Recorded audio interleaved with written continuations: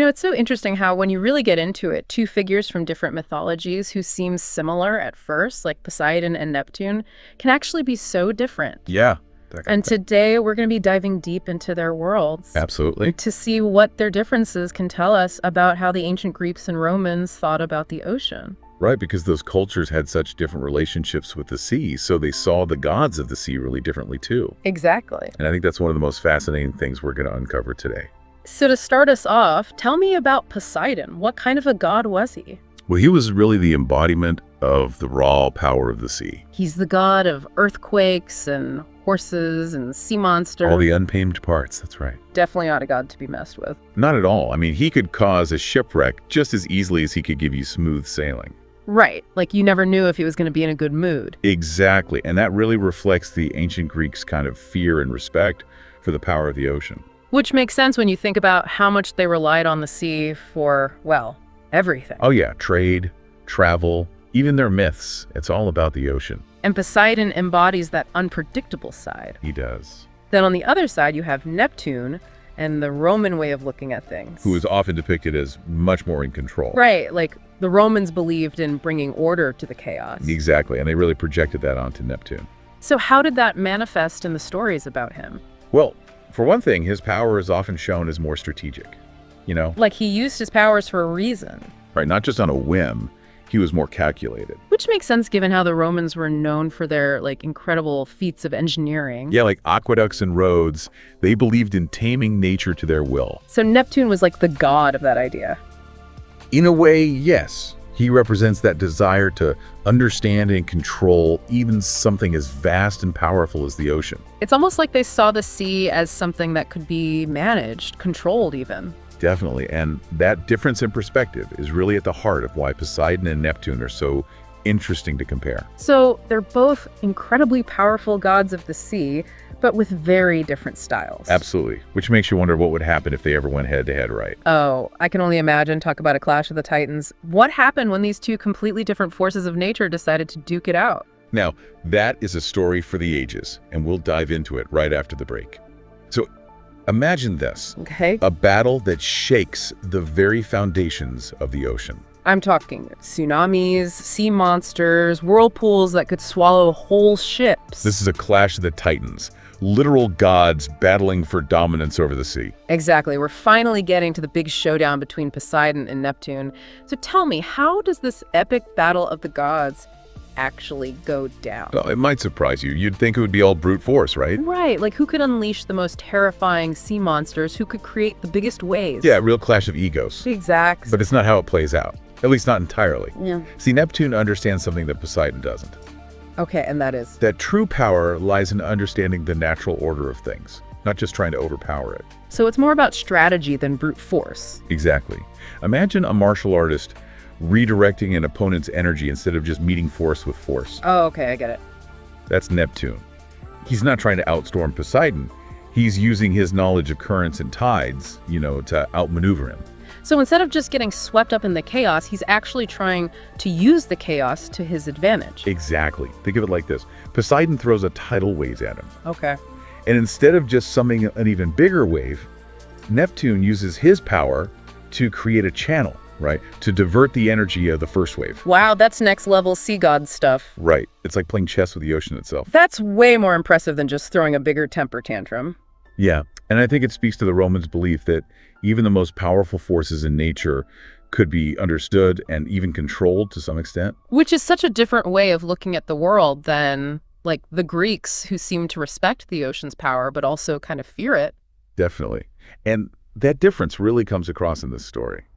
So while all of this is happening, what are the humans doing? I mean, are they just stuck on the sidelines watching the ocean become a battleground for the gods? Well, you have to imagine they're experiencing the effects of this divine showdown firsthand. Oh, totally. What happens when a god of the sea decides to throw a temper tantrum? Exactly. Sailors probably attributed a sudden violent storm to the gods being angry, but they wouldn't necessarily know the specifics, right? Right. They're just trying to survive while these two gods are having a power struggle. And then, just as suddenly, the storm subsides, the sea calms. Yeah.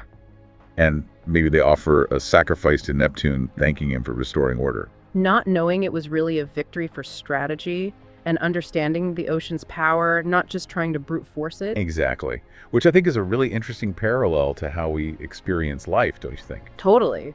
Like, we experience the effects of these huge forces, economic downturns, political upheaval. Yeah, the things that disrupt our routines and make us feel like we're at the mercy of something we don't fully understand. Right.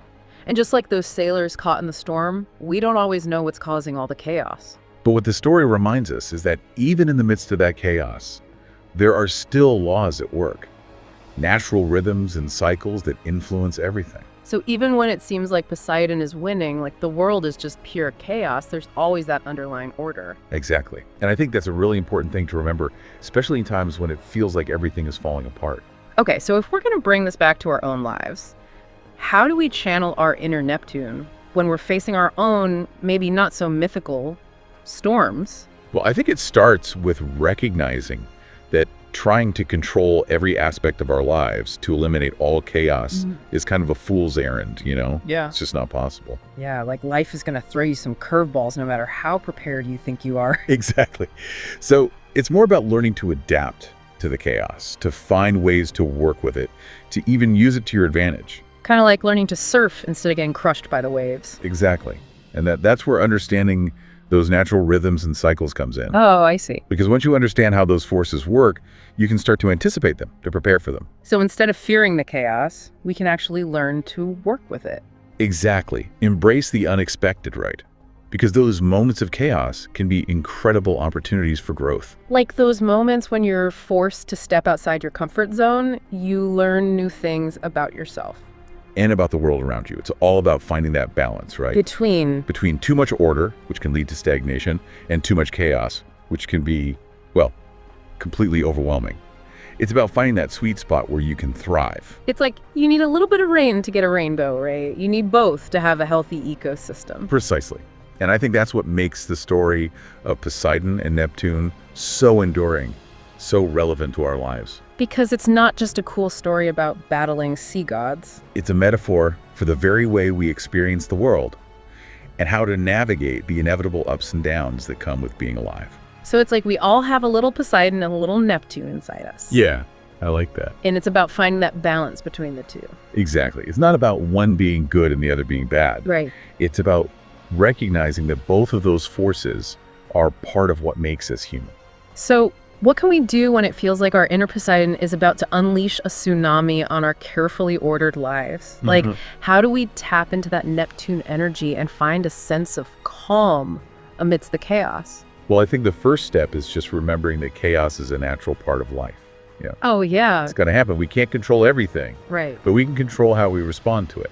So instead of freaking out when things get messy, we should try to look for those underlying patterns, those natural laws that are always at work. Yeah, exactly. It's like even in the midst of a storm, the ocean is still the ocean, right? That's a good way to put it. It still has its currents, its tides, its depth. And those things don't just disappear because there's a storm raging on the surface. Exactly. And once you understand those deeper forces, you can start to navigate the chaos more effectively. You can use those forces to your advantage, even instead of just getting tossed around by them. Exactly. And I think that's where a lot of us get stuck, you know? Yeah. We resist the chaos, we try to fight it. Oh, yeah. When sometimes the best thing we can do is just surrender to it a little bit. Really? Yeah, because sometimes those moments when we feel most lost, most out of control, right, those are the moments when we're actually most open to new possibilities, to discovering new parts of ourselves. It's like sometimes you have to lose yourself to find yourself. Sure. I love that. And that's something I think a lot of people can relate to, right? Like those times when you're forced to confront the unknown, you often come out the other side stronger, wiser. Absolutely. And that's the power of chaos, right?